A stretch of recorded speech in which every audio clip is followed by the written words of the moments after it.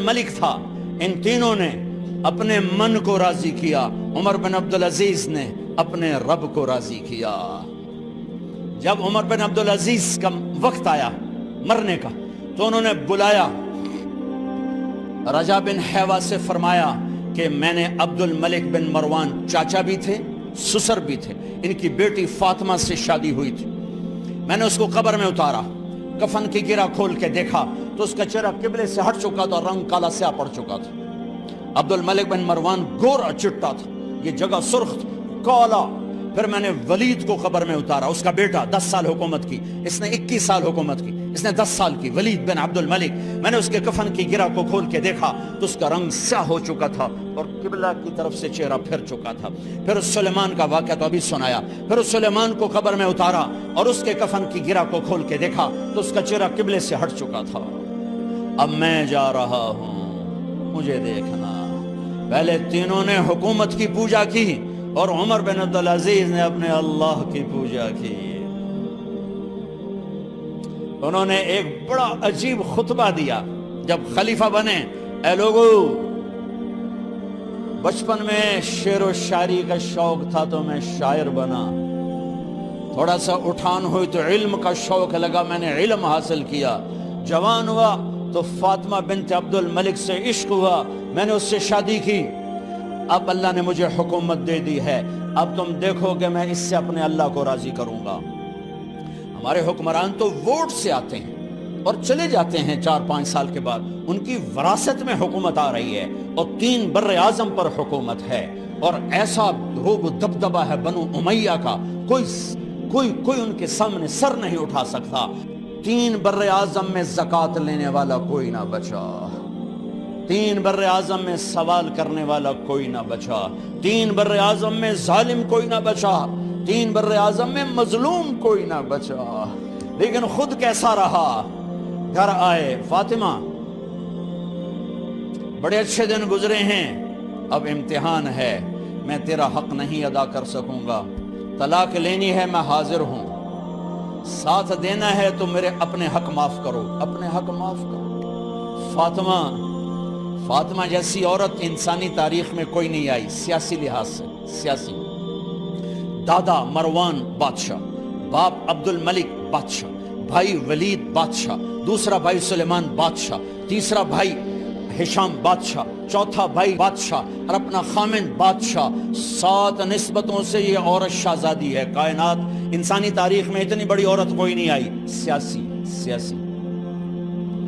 فاطمہ کہنے لگیں، عمر، میں نے سکھ کے دن تیرے ساتھ گزارے ہیں، دکھ میں تجھے چھوڑ کے نہیں جاؤں گی، جاؤ، میں نے اپنے سارے حق معاف کیے۔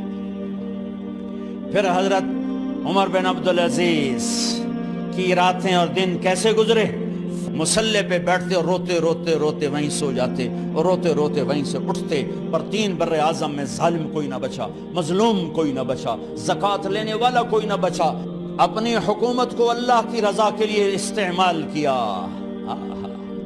کیسے استعمال کیا؟ سارے مال فاطمہ کا سارا زیور بیت المال میں ڈال دیا، تنخواہ پہ آ گئے، عید کا موقع آیا، بچوں نے ماں سے کہا ہمیں کپڑے لے کر دو، عید آ رہی ہے، ہر آدمی اپنے بچوں کے لیے کپڑے لے رہا ہے، ہمارے بچے بھی کہہ رہے ہیں کپڑے لیں، جاؤ بھائی لو۔ فاطمہ کے پاس عمر 3 بر اعظم کے بادشاہ کے بچے آ رہے ہیں، ماں جی عید آ رہی، کپڑے تو لے دیں، ابا سے کہیں کہ ابا سے بات کرتی ہوں۔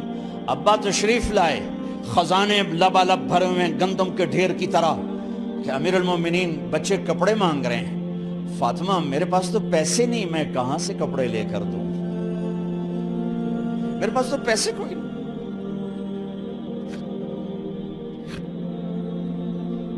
حضرت فاطمہ نے کہا پھر بچوں کا کیا کروں؟ کہا پھر مجھے بھی نہیں پتا کیا کروں۔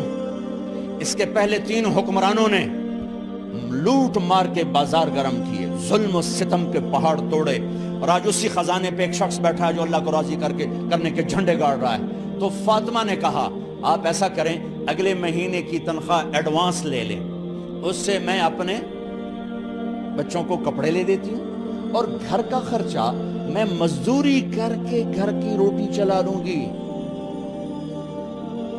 ارے اپنی تاریخ پڑھو، صرف ڈرامے نہ دیکھتے رہ جاؤ، صرف گانے نہ سنتے رہ جاؤ، اور بھی دکھ ہیں زمانے میں محبت کے سوا۔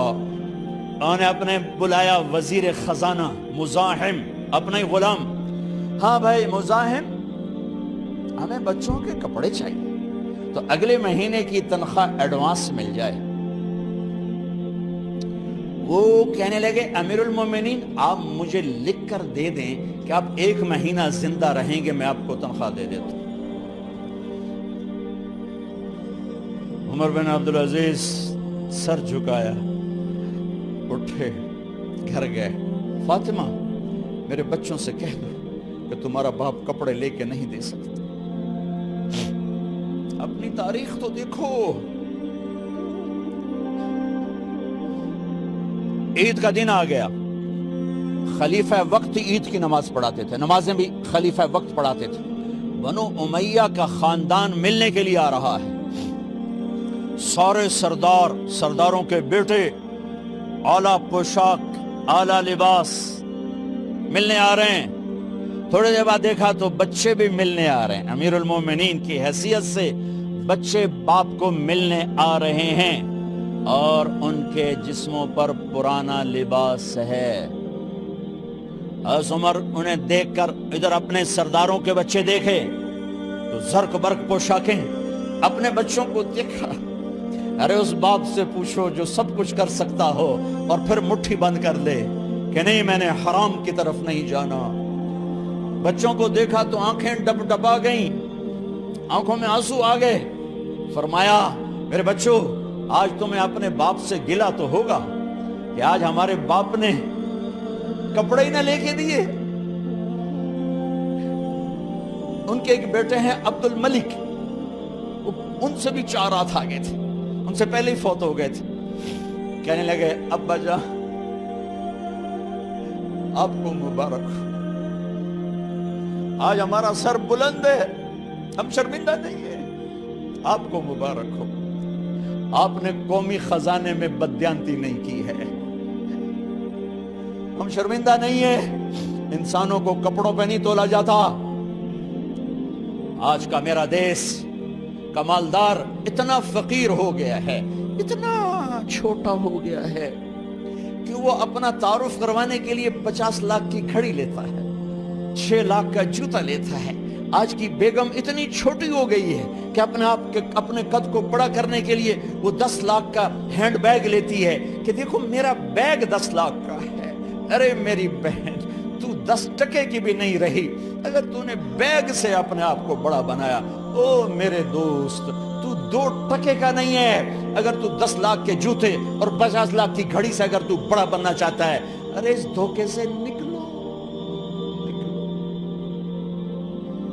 برینڈڈ کہاں جا رہے ہو؟ جب تم اپنی ذات میں بے قیمت ہو تو رب ذوالجلال کی قسم تمہاری گھڑیاں، تمہارے بیگ، تمہاری گاڑیاں، تمہارے بنگلے تمہاری عزت کو بڑھا نہیں سکتے۔ ابا جان آج ہم خوشی سے بلند ہیں کہ ہمارے باپ نے بددیانتی نہیں کی۔ گھر میں تشریف لائے، کہنے لگے فاطمہ کچھ پیسے ہیں، میرا انگور کھانے کو جی چاہ رہا۔ بس فاطمہ رونے لگی۔ فرمایا امیر المومنین خزانہ تو بھرا پڑا ہے، 1 درم کا بھی تیرا حق نہیں ہے کہ تو 1 درم لے کے انگور خرید لے۔ تو تھوڑا پٹھے فاطمہ میں جہنم نہیں برداشت کر سکتا۔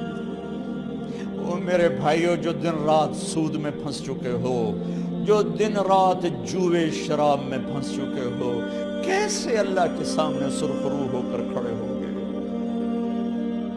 ایک رات گھر میں تشریف لائے، بچیاں بیٹیاں، منہ پہ ہاتھ کپڑا رکھا، دوپٹہ رکھا منہ پہ، اور بات کریں۔ آپ نے پوچھا ارے کیا ہوا تمہیں، یہ منہ پہ کپڑا کیوں رکھتے ہو؟ تو خاموش ہو گئی، لیکن گھر کی خادمہ رو پڑی۔ کہا امیر المومنین آج آپ کی بیٹیوں نے کچا پیاز توڑ کے اس سے روٹی کھائی، سالن کھائی، اور میرے آج کا تاجر کہتا ہے جھوٹ نہ بولوں تو کاروبار کیسے، میرا افسر کہتا ہے رشوت نہ لوں تو گزارا کیسے کروں۔ تو عمر بن عبدالعزیز پھس پہ ہچکیوں کے ساتھ روئے کہ میری بچیوں میں تمہیں بڑے اچھے کھانے کھلا سکتا ہوں پر میں جہنم کی آگ برداشت نہیں کر سکتا۔ بھائیو، اس بندے نے اپنے آپ کو ذبح کر دی، اللہ کو راضی کرنے کے لیے ذبح کر دی، اپنے ذات کو، اپنے جذبات کو، اپنے احساسات کو۔ ہاں اب اللہ نے صلہ کیا دیا؟ جب انتقال ہوا ہونے لگا تو بلایا رجا کو، جو میں بات پہلے چھوڑ کے ادھر ان کی تھوڑی سیرت بتائی کہ رجا اب میں مرنے لگا ہوں۔ عبد الملک کالا ہو گیا تھا، ولید کالا ہو گیا تھا، سلیمان کالا ہو گیا تھا۔ یہ کیوں کالے ہوئے تھے؟ یہ بے نمازی نہیں تھے، بدکاری نہیں کرتے تھے، کسی کی طرف ان کی میلی آنکھ نہیں اٹھی کبھی۔ یہ ظالم تھے، ظالم انسانوں کا خون پیا، مال میں خیانت کی، اس پر اللہ نے چہرے پھیر دیے۔ آج عمر بن عبدالعزیز جا رہا ہے کہ دیکھو میں جا رہا ہوں، مجھے دیکھو میرے ساتھ کیا ہوتا ہے۔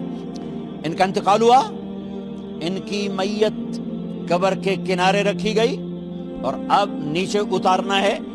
سلیمان کی میت کو اتارنے لگے تو ہلنے لگا اور عذاب قبر پہلے شروع ہو گیا۔ عمر کی میت کو جب قبر کے قریب کیا گیا، ایسے ہوا کا جھونکا آیا، ایک پرچہ ایسے لہراتا ہوا یوں آیا، یوں آیا، یوں آیا اور عمر کے سینے پر گر گیا۔ لوگ کٹھے ہو گئے، پرچے کو کھول کے دیکھا گیا تو اس پہ لکھا تھا بسم اللہ الرحمن الرحیم براءۃ من اللہ لعمر بن عبد العزیز من النار۔ یہ پروانہ ہے اللہ کی طرف سے اس کے بندے عمر کے لیے کہ اسے جہنم سے نجات کی خوشخبری سنا دی جائے۔ آہا، مرنا ہو تو یوں مرو، اللہ ایسی موت دے دے